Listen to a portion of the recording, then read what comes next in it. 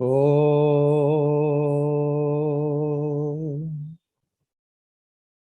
Purnamada Purnamidam Purnat Purnamudachyate Purnasya Purnamadaya Purnamevavasishyate.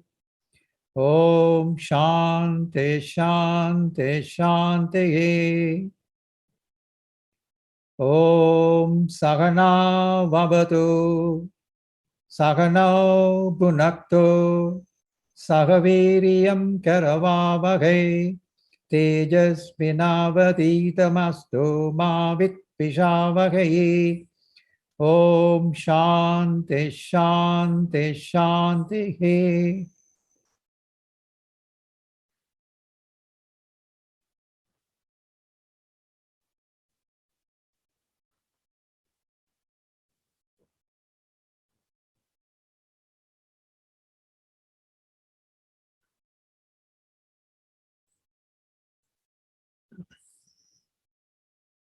So we saw that the verse number 28,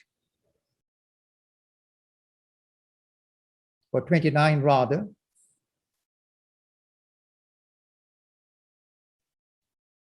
was speaking about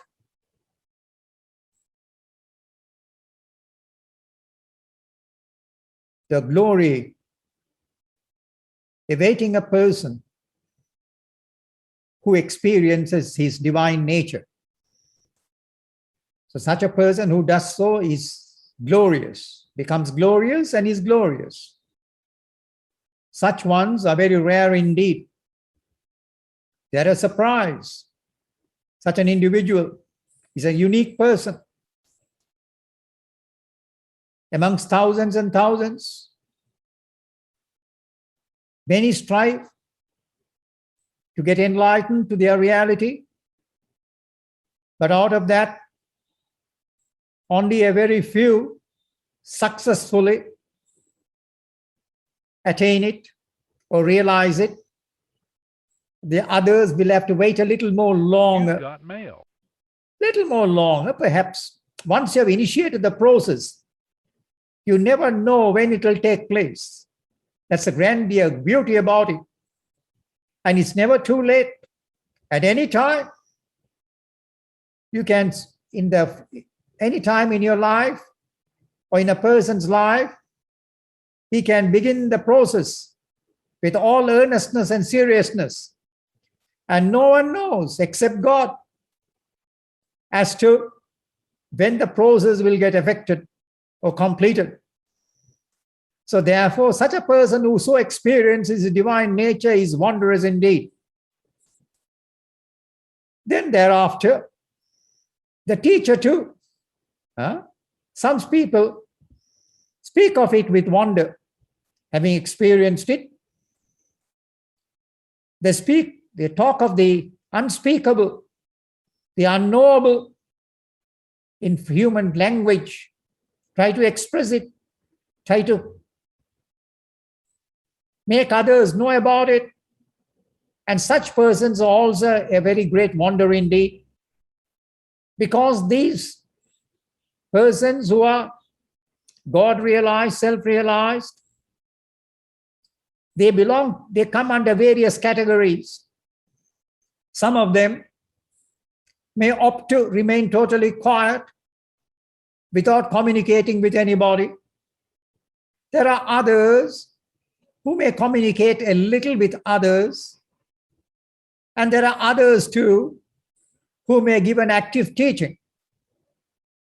So you find various types of these holy people in the world indeed. Sometimes when they are indrawn within themselves, they have no tendency or wish to communicate or to interact with the world around. And at times, when they perceive the world around you and perceive your presence in front of them, they may communicate with you, talk to you, have a dialogue with you. So therefore, such types of persons in the world are very rare indeed and are a wonder. They are a great wonder indeed. And in their manner of teaching too, if some of them choose to teach in a systematic manner, which is very, very far and few in the world indeed, wherein they, with great deal of patience, they sit down and communicate and teach their disciples in a very systematic manner. Such holy ones are very rare indeed in the world. And when they do so, first of all, they try to, there are three factors involved. Three factors that when they want to communicate the supreme truth to you, which is they themselves are a wonder. Ascharya. Ascharya means they are a wonder indeed. They are capable. Because now they have experienced their God nature and they are God. They have experienced their God nature. So if they choose to interact with you, it's a great wonder. And when they speak about it, it's a great wonder indeed. And then they try to clear your understanding. And first of all, they try to bring about, if they do speak to you and teach you, they try to bring about or clear the non-apprehension that you have had so far about your divine status, about your God nature. So therefore, they have to first of all clear, as it is said,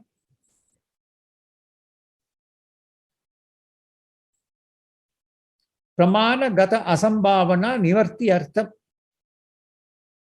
That is to say, they have to first clear away from your mind the scriptural knowledge, the scriptural ignorance which you have had, which is a pramana, which is a way of revealing the divine to you, because that is the main purpose of a scripture. A scripture is said to be a revelation. It reveals to you unknown truths about your divine nature, about God, and about the divinity, about your divine status. And also it reveals to you the way how you can attain or realize. So all these things you do not know. So it has to clear it out of you. So that is what the pramana or the evidence does it. It's a pramana, it's an evidence with reference to God. So in so many words and language, they try to make the whole matter very clear to you. What is incomprehensible, they try to make you comprehend it. So that's part of their work of teaching. Pramanagata asambhavana nivrityartham. So they try to clear that misconceptions and make your scriptural knowledge more clear to you so that you can comprehend what it is. Then thereafter, they also help you in the process, the disciple too. Now he has to clear within himself, the disciple who is listening to you, that disciple must fortify his understanding with respect to his divine nature. Yes, what I have heard so far is the gospel truth. It is true indeed. But now he has to become comfortable with his understanding. So he has to revolve this knowledge around in his mind, revolve it, and feel comfortable about his divine nature. Yes, I am that indeed, that I am, and I am that. And think constantly about it. So by this process, what happens is that he becomes gradually, by and by, he develops a strong feeling that I am that indeed. I am that. He feels it so. And the doubt that he had about himself, that I am a human individual, that gets cleared out of it. that gets cleared out of that person. So that is prameya gata asambhavana nivrityartham. That is, so with reference to your divine nature, the doubts and the misconceptions that you had, it gets cleared out of your psychological system and nature. When this happens, then what happens is Advaita Vasana develops in you. Advaita Vasana is that you begin to feel your oneness with the divine, Advaita Vasana. Prior to this, you had a Dvaita Vasana. Dvaita means you felt prior to this that you and God were separate. That is Dvaita, that is duality. And as a result of this duality or misconception, you began worshipping and praying to God or to whatever it is. But then this error gets cleared off with this proper understanding of your divine status, that I am that indeed, Aham Brahmasmi, I am that. So this feeling becomes very well fortified in your awareness, in your mind, and then thereafter, all other forms of Dvaita worship, wherein duality is involved, they all disappear with the dawn of Advaita Vasana. It's a very profound state, Advaita Vasana, wherein you feel that you feel your divine status, that you are one with God, and you are comfortable with it in a psychological manner. In a psychological manner, you're not in experience, but in a psychological manner, you're completely at ease and is comfortable with this idea, with this teaching which has been so far imparted to you by the teacher. And you feel that I am, yes, I am that. And you feel and go about with this awareness. So gradually, by and by, this awareness gets fortified within you. But nevertheless, that experience has not transpired within you. It has still not transpired. Why? Because of the presence of viparita bhavana. Because of the presence of worldly impressions,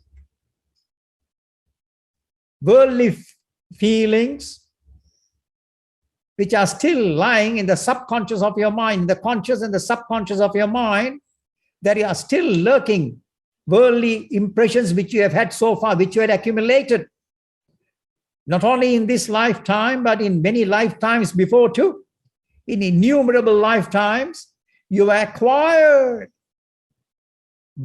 two types of impressions. One is the world impression or worldly impression.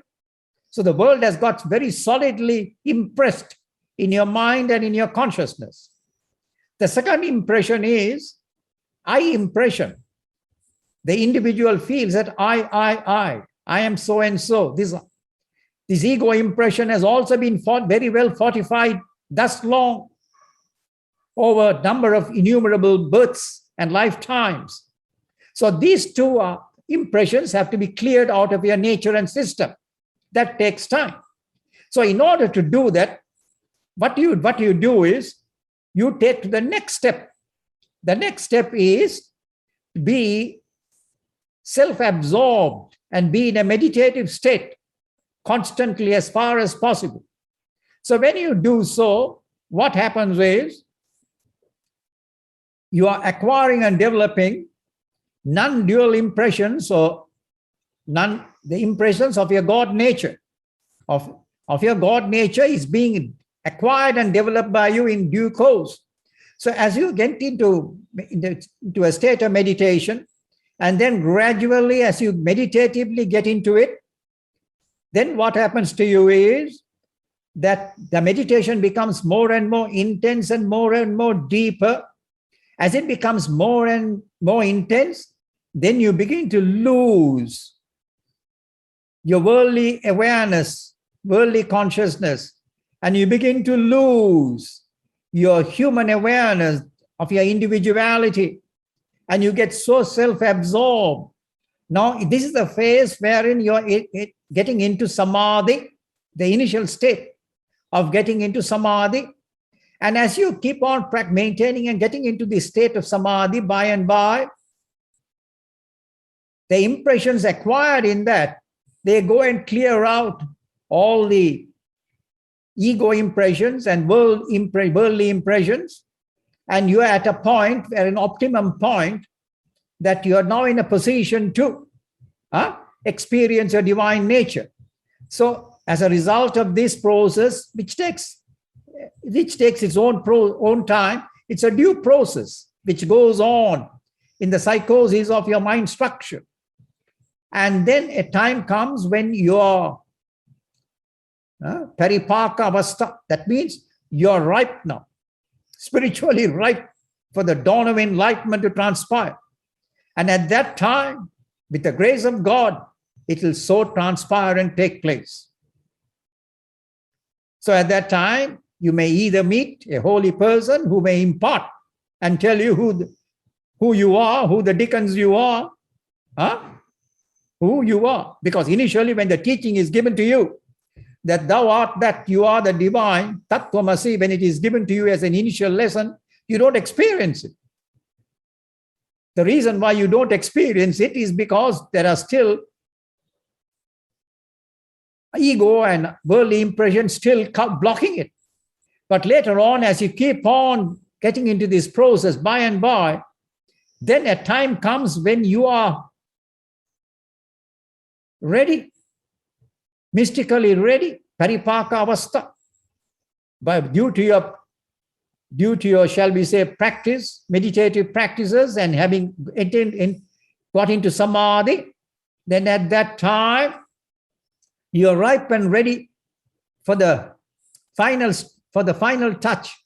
And at that time, either the Guru will speak to you or God will speak to you at that time, and you will get enlightened. The due process will take place.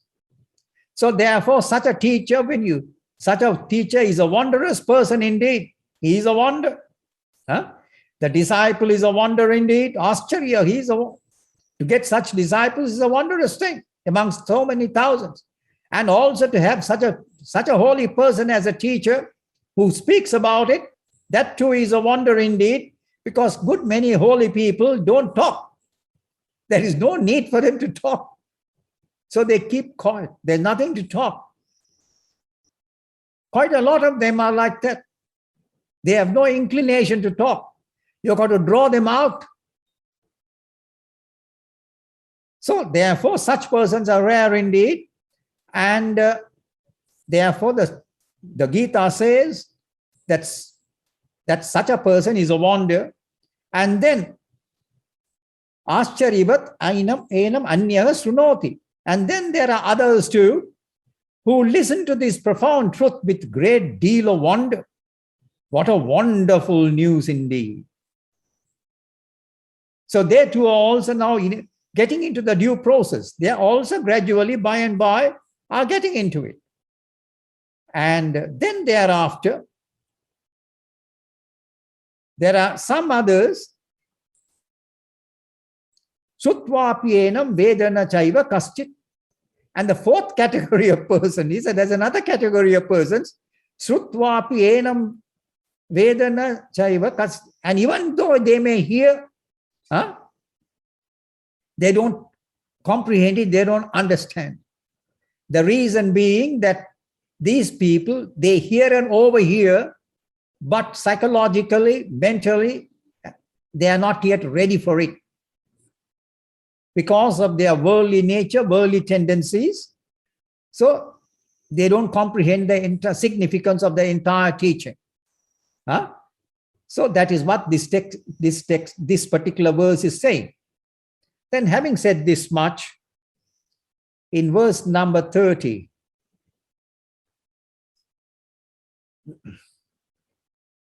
he is adducing, Lord Krishna is adducing another argument why you should not grieve, O Arjuna. Dehi nityam avadyoyam dehe sarvasya bharata tasmat sarvani bhutani na tvam sochitum arhasi. I am dehe, in this body. I am sarvasya dehe, Dehi, the indweller, Dehi is the indwelling self. In all the bodies, in all these bodies, O Bharata, O Arjuna, may you understand, he is Nityam Avadyoyam. That he cannot be killed. He cannot be killed. Avadya. He is beyond the instruments of death. He is beyond death indeed. Dehi Nityam Avadyoyam. He cannot be killed. And you have been so far lamenting over this, that I'll be killing. So he says, no, it's not so. The indwelling self, which is there within all bodies, is something which cannot be killed. Nityam Avadyoyam. Therefore, Tasmat Sarvani Bhutani na Tvam Sochitum Arhasi. Therefore, you did not grieve for all the beings in this universe. And so that is one way of putting it. Therefore, for all beings, you need not grieve for anybody in this universe. Or Tasmat Sarvani Bhutani. Or also you may say that just as much as in your body, the Atman is Nitya, eternal, so also it is equally so eternal, Nityaka, in all the bodies, in Sarvani Bhutani, in all beings, it is equally so indeed, it is Nityaka, it is eternal. So therefore, this self which is indwelling there is indestructible, cannot be killed, therefore you need not, you grieve over the death, so-called death of them. So-called death of them. Then, that being the case, now Lord Krishna is adducing his arguments and reasons why Arjuna should take part in this battle. And this next verse is an extremely significant verse. And one will have to pay careful attention to what this verse conveys. It has enormous implications. It will help you to discover your own Swadharma. It will help you to discover the way how each person should function in the world. That science and that secret is being opened out in the next verse. So he says, Swa dharmamapi chavekshya na vikampitum har arhasi dharmyati yudyat Shreyo anyat kshatriyasya na vidyate. Swa dharmamapi chavekshya. Even considering your own dharma, swadharma, even considering your own dharma, na vikampitum arhasi, you need not get upset. Na vikampitum, you did not lose your balance and poise. Na vikampitum arhasi. For dharmyati, for indeed, dharmyati yuddhat shreyo anyat kshatriyasya na vidyate. There isn't a greater righteous war. Righteous. Dharmyat yudyat. There isn't a greater good which may befall a kshatriya than a righteous war. Dharmyat yudyat anyat. Anyatra, apart for a kshatriya. There isn't a greater good which may befall him than a righteous war. Na vidyate. Now in this particular verse, 4 factors have to be looked into. He mentions 3 here. The first one is Swadharma. Swadharma means the way each person is to live and conduct his life. That is one part, that is the one aspect of it. The second aspect is Dharmiyat Yuddhyat. So a righteous walk, because people very much wonder whether there is a righteous war or not. Because good many wars in the world are unrighteous. So that being the case, is there a situation in human life wherein there could be a righteous war? Not all wars are righteous, but wherein in certain cases there could be a righteous war in the world. And in this instance, Krishna is pointing out that this is a righteous war. That's a second aspect which has to be understood. The third aspect which has to be understood is Kshatriya. The word Kshatriya has been used. The word Kshatriya stands for, in the Indian system of tabulation, they have tabulated the Indian race as Brahmana, Kshatriya, Vaishya and Shudra into 4 categories. And in these 4 categories, who is a Kshatriya? Kshatriya. So Kshatriya generally is regarded as a warrior, but actually Kshatriya means a king who is a ruler and an administrator. Such a person is said to be a Kshatriya who has got that character and nature. So these are 3 factors which are there, and we will carefully look into it. So the first one is Swadharma. What is one's own dharma, one's own way of life?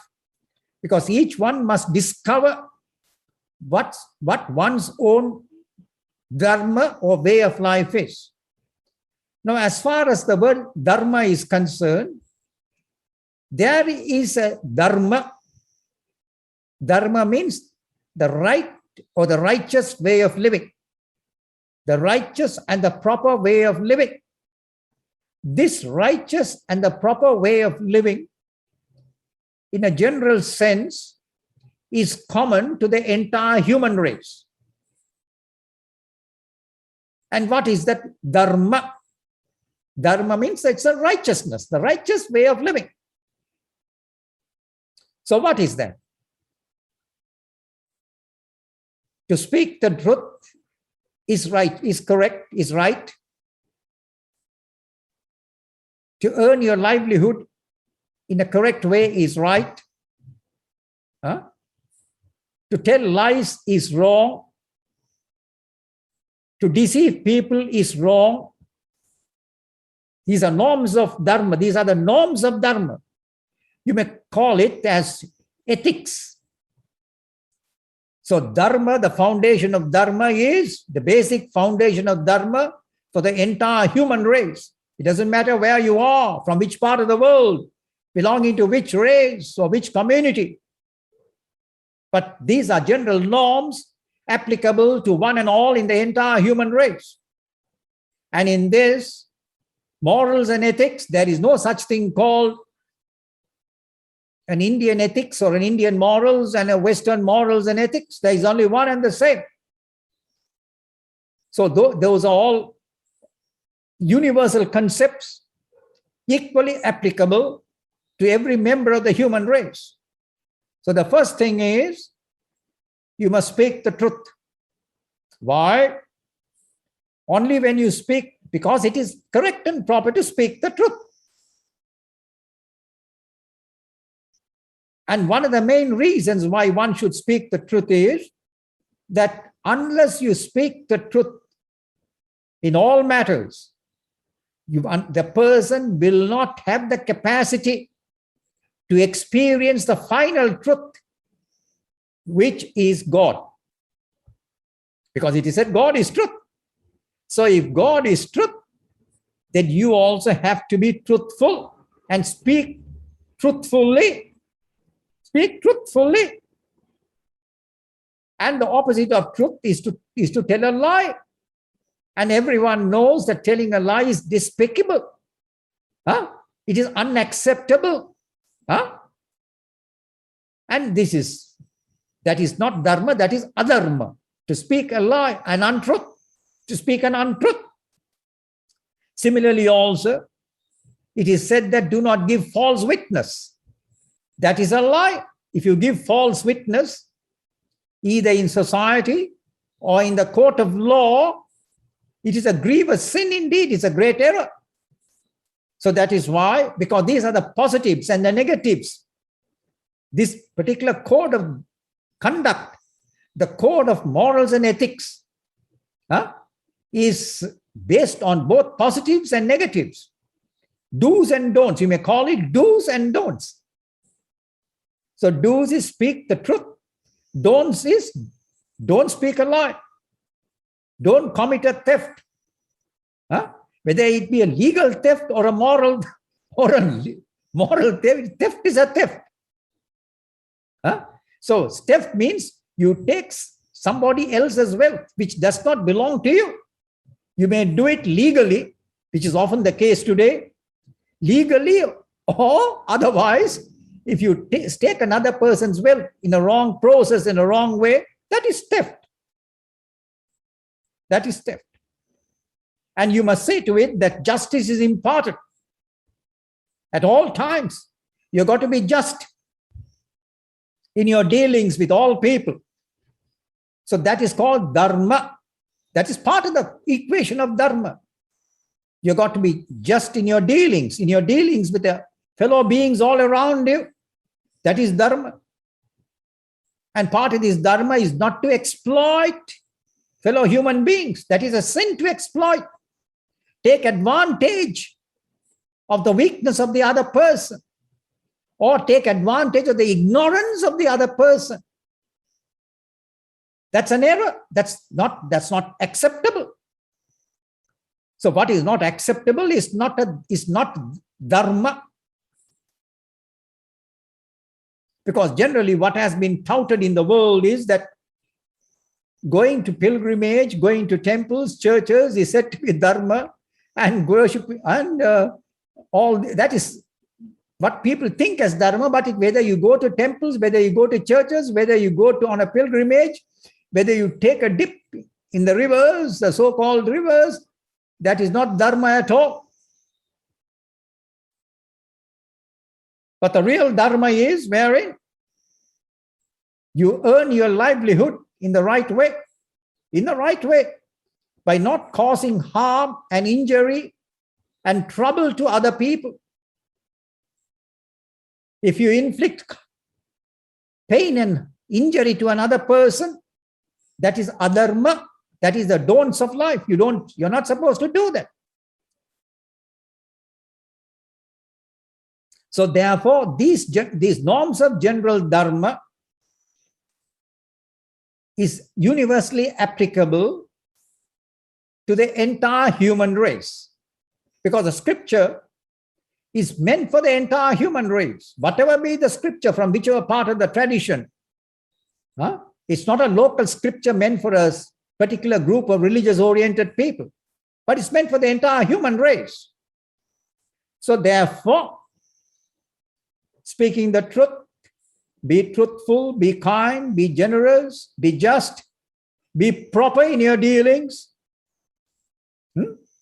not to abuse anybody, not to commit murder, not to commit theft, not to steal. These are all norms of dharma which have to be scrupulously observed by people. Not to be deceitful.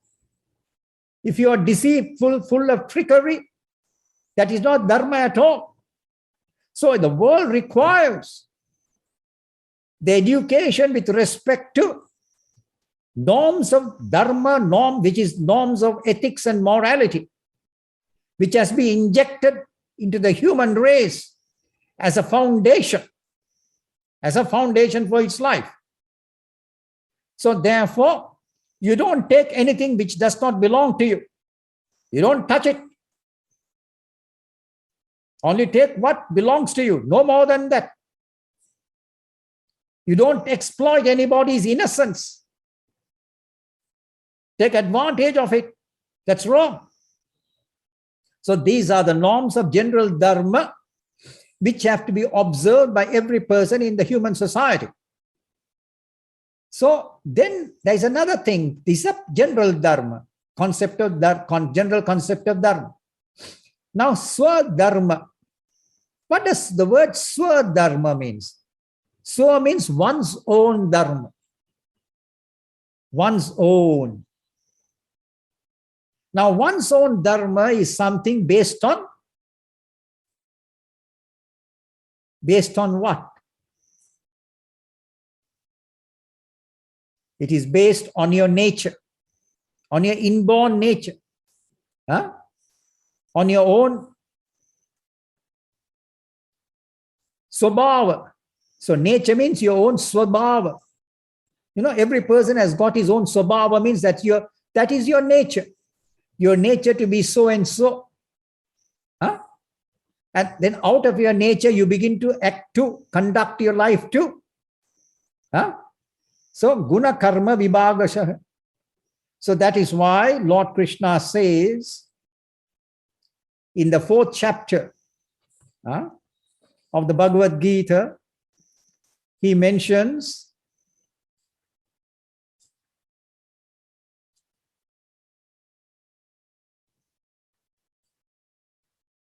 Chatur Varnyam Maya Srishta Guna Karma Vibhagasha. I have ordained 4 types of individuals in the world based on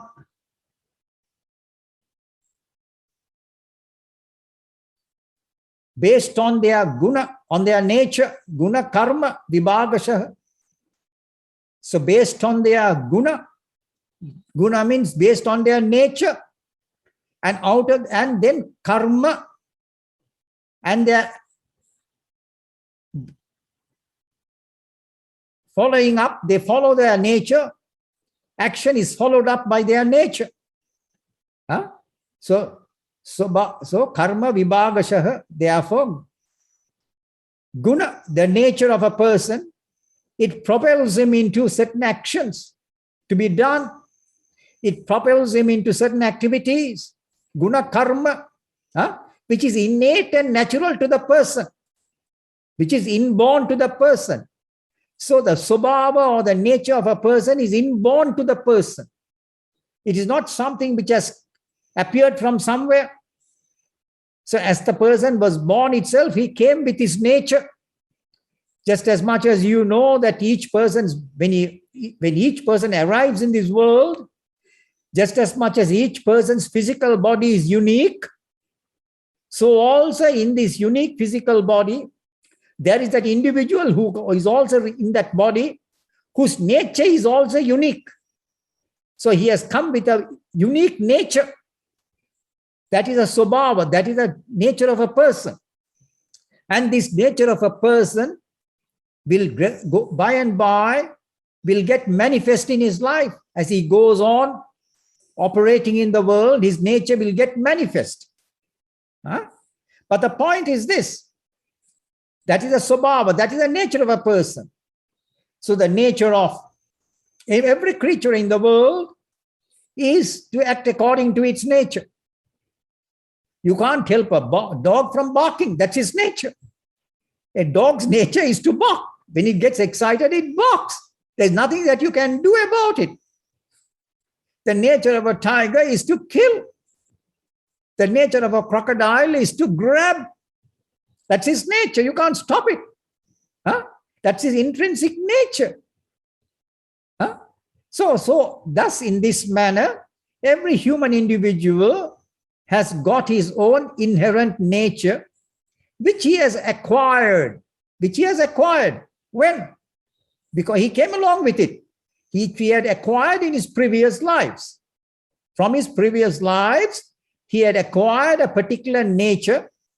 And with that nature, there is a tendency for him to act the way he acts. So different persons act differently, do different functions. And the way they act also is unique and different to each person. So therefore, this nature, so this is called the aptitude of a person. Today in modern language, they want to find out the aptitude of a person. And invariably, people as teenagers, they are searching for their aptitude as to in which direction they should and could proceed. And this is a very responsible thing. The young man or the young girl, young boy or the young girl may not know initially what their aptitude is. So this has to be discerned and discovered by those around them as to what his propensities are, what his nature is, and how he operates and functions. A person who is gentle by nature, quiet and loving, you can't tell that man to join the armed forces. That is not his nature. That is not in his character. He cannot do that. So therefore, the aptitude of a person, or the nature of a person, so each person has to discover what it is. Now the point is this.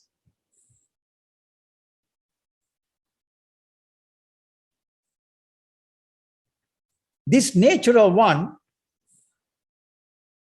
is something which did not drop from the sky. It is something which each person acquired in his previous lives. And that is said to be his guna. That is said to be his guna, his character, the character of a person. Whatever be the character, he had developed and acquired this character of being. You may call it the character of being, or the nature of being is something which he had developed and acquired in his previous lives. And in this life, they begin to get manifest. They begin to get manifest. That is how you begin to discover what it is. And so he says, Chatur Varnya Maya Srishta Guna Karma Vibhagashaka. So it is very clearly enunciated as to what the dharma of a person is going to be. The future dharma of a person, what it is going to be, and it is based on guna and karma. It is based on the future dharma of a person. Swadharma of a person is going to be based on his guna, his nature, and the way he operates and functions. Guna, karma, and the various karmas that he is going to do. So this is called as Varna Ashrama Dharma. Another word for it is Varna Ashrama Dharma. Because in the Hindu society, they have classified this as Varna Ashrama Dharma. Now, what I am going to elaborate is very, very significant. Varna is color. Dharma is Varna Ashrama. So you have got ashrama, the 4 ashramas. That is to say, the 4 stages of life.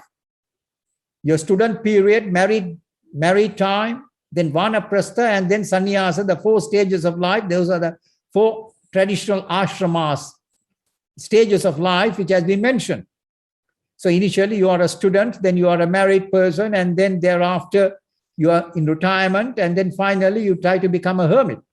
4 ways, which sequentially, which follow in sequence. So Varna Ashrama Dharma. So this is the classification. But to know what one's own initial nature of being is, it is based on Varna, color. What happens is,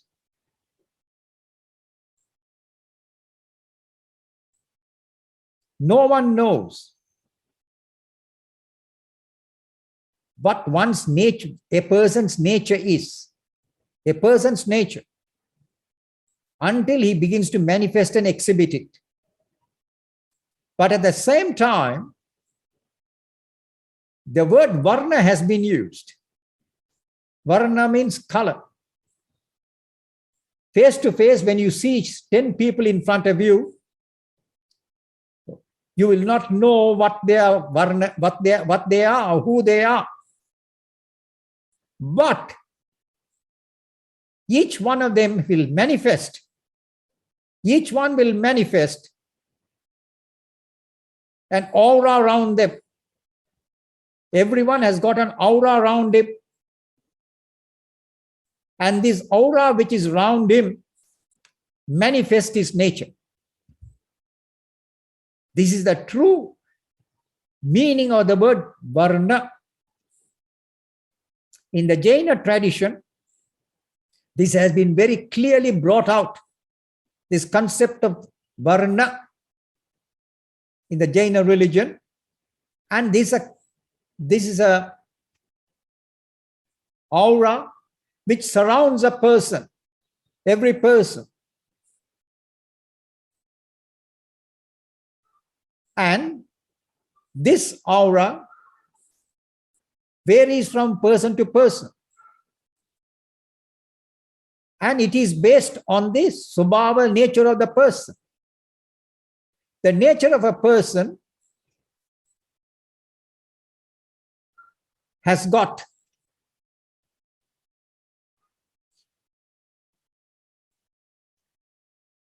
is constituted, the nature is constituted of the three gunas, sattva, rajas, and tamo gunas. These three gunas put together, the whole of nature, whole of Mother Nature around you is constituted or made up of these three gunas: sattva guna, rajo guna, and tamo guna. And the physical nature is made up of this. The human body is constituted of this.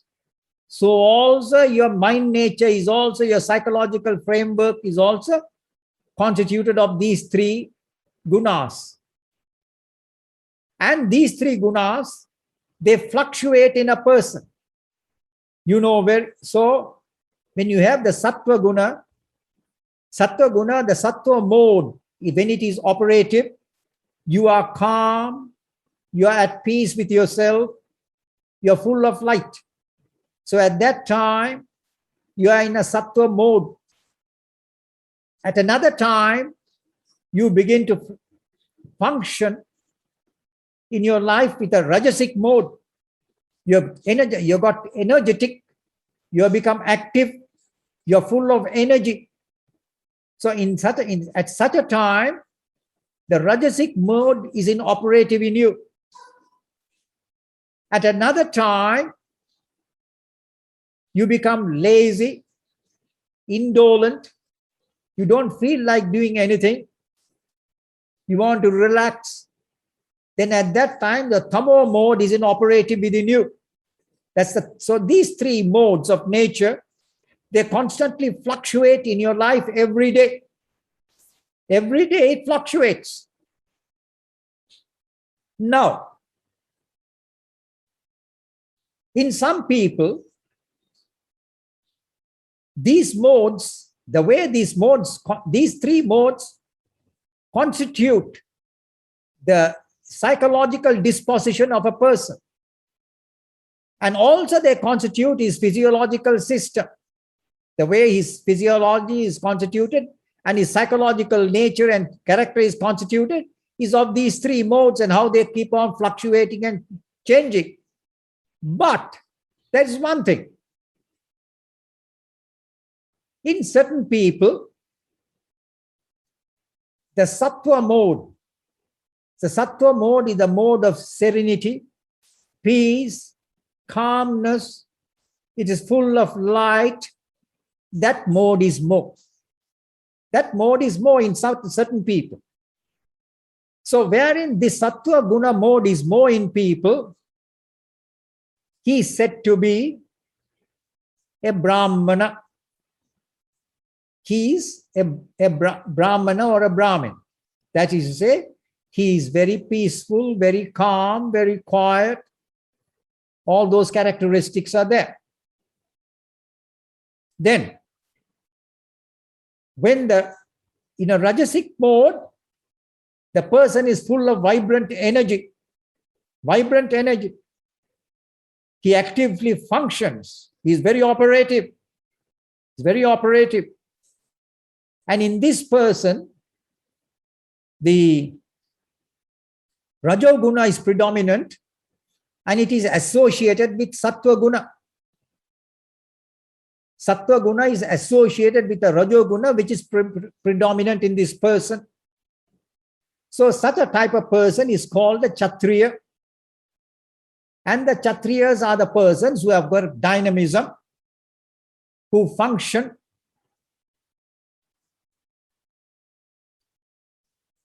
who are administrators, who are rulers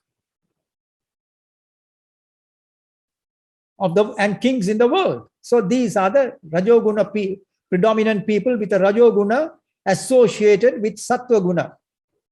There's a second cat, they are called Kshatriyas. So now Arjuna comes under that category. He was a prince, a ruler, and he was at the same time a warrior too, because all rulers and kings are warriors too. They were administrators. So he was a Kshatriya. So the word Kshatriya has been alluded to Arjuna here. Then we have the third category of persons, wherein the Tamo Guna is associated with the Rajoguna, with the Tamas mode is associated with the Rajoguna. So Rajoguna is predominant, but it is associated with the Tamo Guna. Such persons are said to be Vaishyas. They're said to be Vaishyas. And they perform and they accumulate. The nature of such a person is to accumulate. So these are people who accumulate wealth, who accumulate grains in farming. Grains in farming, they accumulate. Then the fourth type of person is where the Tamo Guna is predominant. It is associated with Rajoguna. And there is another category of human beings, and a good many human beings also like this. So they also function in the world. So thus, in this manner, this classification has been made. Now, we said, as per each person, there is a character and tendency. There's a character and tendency. So now in the Bhagavad Gita, it says in the 18th chapter, from verse 41 to verse 44, these features are very clearly and beautifully enumerated. Note that down. Chapter 18, verse 41 to 44. Who is who and what is what? Who is a Brahmana, who is a Kshatriya, who is a Vaishya, and who is a Shudra? All of these four characters of the human race, not only of a particular race, group of people in a particular country, but it's meant for the entire human race. It's beautifully outlined.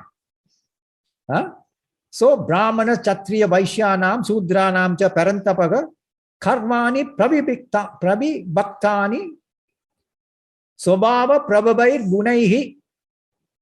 So they have been classified, Prabhibhaktani has been so classified based on what? Swabhava Prabhabair Gunaihi. So according to their Swabhava, but according to their nature, they have been so classified. Now, Who is a Brahmana? Who is a Brahman? So in verse number 42, he says that the nature of a Brahmin. Shamo dhamma tapa saucham kshantir arjo evacha jnanam vijnanam astikyam brahma karma swabhavajam. Shama, mind control. Dhamma, sense control. Tapaha, leading an austere, controlled life of self-discipline. Saucham, purity. Shantir, ever forgiving. Ever forgiving, not taking offense at anything. Arjavam, straightforwardness. Jnanam. Jnanam means knowledge of the scriptures. Knowledge of the scriptures. Now, what is the scripture? Jnanam. So here the knowledge of the scripture is the Upanishads, Bhagavad Gita, and the Brahma Sutras, Prasthana Tre. These three texts are considered to be the scripture of the Hindus. One is the Upanishads. The Upanishads speak of the divine, of Parabrahman, of the divinity in existence. Then Bhagavad Gita,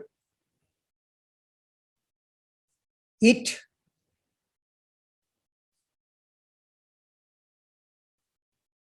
correlates and codifies the entire structure of spiritual wisdom and knowledge of ancient India. The Bhagavad Gita, it incorporates the knowledge, the Upanishadic wisdom knowledge. Then it also incorporates the mind science of Patanjali, the yoga philosophy, so that you can obtain control over your mind and get to a state of samadhi via meditation. And then the Sankhya system of the sage Kapila, which speaks of the distinction between Purusha and Prakriti, between Purusha, the divine, and nature. Prakriti is nature, because you are held in bondage, you are bound by nature and bound to nature. How you can get yourself dissociated from nature? These three. Then along with this, the fourth one which has been incorporated, which is the product of the genius of Krishna, is karma, the science of karma yoga. How to live your life as a karma yogin, performing your day-to-day functions as a karma yoga. So that science is also incorporated in the Bhagavad Gita. So this knowledge of this is said to be jnanam. It is said to be jnanam. Vijnanam is the practical application of this knowledge into your life. Vijnanam. Then astikyam. So astikyam means astika buddhi. So astika buddhi means the person has got a belief in the existence of God. The person who does not believe in the existence of God is called a Nastika, is called an atheist. So who is an atheist? An atheist is one who does not believe in the existence of God. While a theist is one who believes in the existence of God. So astikya, who believes in God and in the scriptures too. And the scriptures which reveal your divine nature.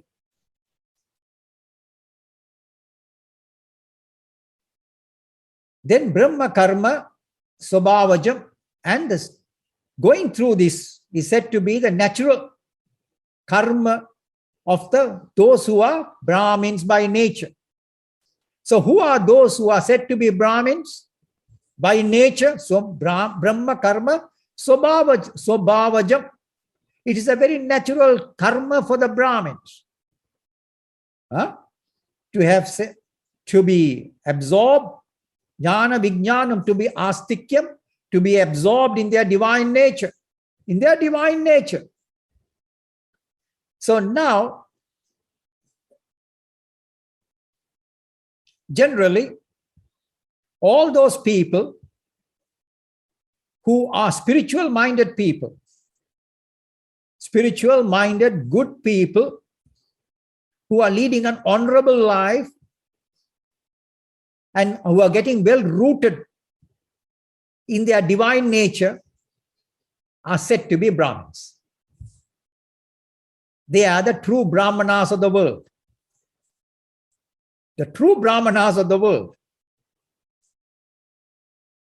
whose mind is attuned with Parabrahman. And when your mind gets attuned with Parabrahman, with the divine, the person will become incapable of performing any worship to any one of the gods or demigods. And at the same time, he will become incapable of performing any rituals or whatever order, because the living of life itself is a ritual. So therefore, this person's focus, a Brahmana's focus of attention, is upon the divinity in existence. And his primary activity is to always be in a meditative state. He's in a meditative state. So this is the nature of such a person, Brahmana. And it's a very interesting classification which has been given by Lord Krishna. It's not that I am saying, but it's Lord Krishna who is outlining this in the 18th chapter of the Bhagavad Gita, verse number 40, 41 and 42. Then, as we said earlier that each person will have to discover his own character, his own basis, his own varna, to what varna he belongs to. To what varna he belongs? Varna, ashrama, dharma. So now this varna we mentioned is the halo around a person, the halo. The remarkable thing about the halo around a person is the halo is something which is invisible. It's a coloration, it's a color around a person. And it is something it's invisible to most of the people, unless one has a psychic ability. So certain people with certain psychic abilities are able to perceive this color around a person. Even little children sometimes do have this capacity. When they are little ones, when they are 2, 3, 4 years old, they do have that capacity at times. So therefore, no one ever knows, because you can't see the varna or the color of a person. And this color of a person is based on the swabhava of his nature. So whatever nature that he had acquired from his previous life, that gets manifest to him in this life as his nature, and around his nature there is a coloration. So therefore, when you have so many people in front of you, nobody can say who you are and what you are. No one can claim who is a Kshatriya, Vaishya. So therefore, this is the true concept of the caste system promulgated in ancient society. But unfortunately, it had got a different interpretation which had been circulated. So it is not based on birth. Nobody is a Brahmana, Kshatriya, Vaishya and Shudra by birth. But one is so only by his own innate temperament, his nature, his own innate nature. And such people who have got the disposition of a Brahmana, they have a tendency to become hermits and monks. True hermits and monks. They are the ones. So their nature gravitates towards the divine. So they take to that peace, that way of life. Or those people living in the active world outside, but they live a very peaceful and quiet life. So thus, this varna, this color around a person signifies, if it has got a predominance of white light surrounding this person, then that person, of course, the light changes a little now and then according to certain periods and moods. The aura may undergo certain changes and modifications now and then, but by and large, it will be a predominant aura around this person, and by this one can discover who the person is, whether he is a Brahmana, Kshatriya, Vaishya, etc. It can be discerned and found out. So this is a true classification, and as per this idea of Swadharma, so Swadharma api chavekshya na vikampitum arhasi. So once Swadharma is based on this, and accordingly one would function. Accordingly one would function. If one is a person full of spirit, he's an administrator, he's a ruler, he's a conqueror by nature, then he's said to be a Kshatriya by nature. And a good majority of the people in the world are Kshatriyas. Good majority of them. And good majority of them are also Vaishyas, because they all want to acquire wealth, make money, acquire wealth. So they are also Vaishyas, many of them, because the tendency is there. Little by little, you open a shop, you open a business, and little by little you accumulate.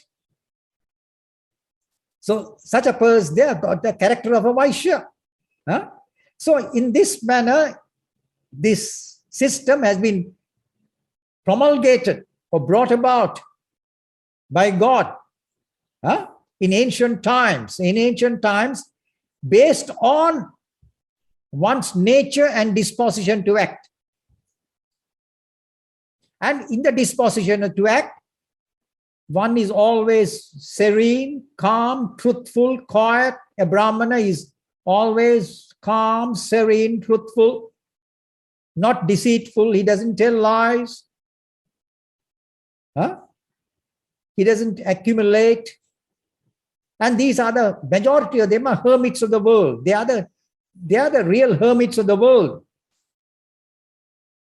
Doesn't matter to which part of the world they are. They may be from India, from Russia, from America, from Europe, from Africa.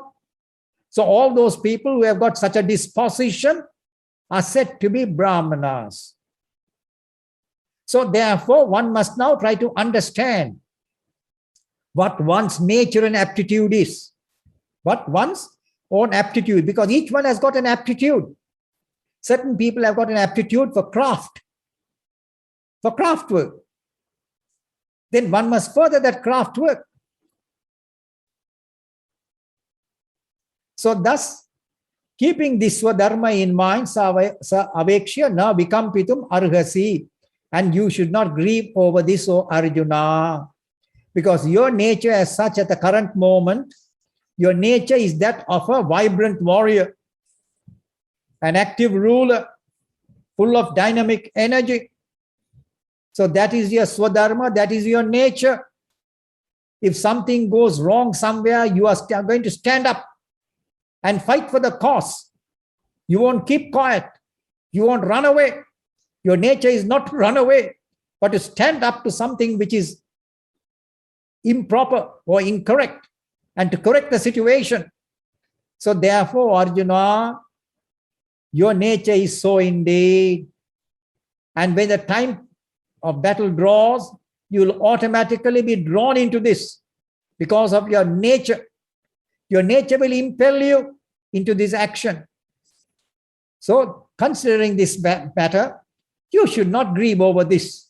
You should not grieve over this, O Arjuna. The balance we'll see tomorrow.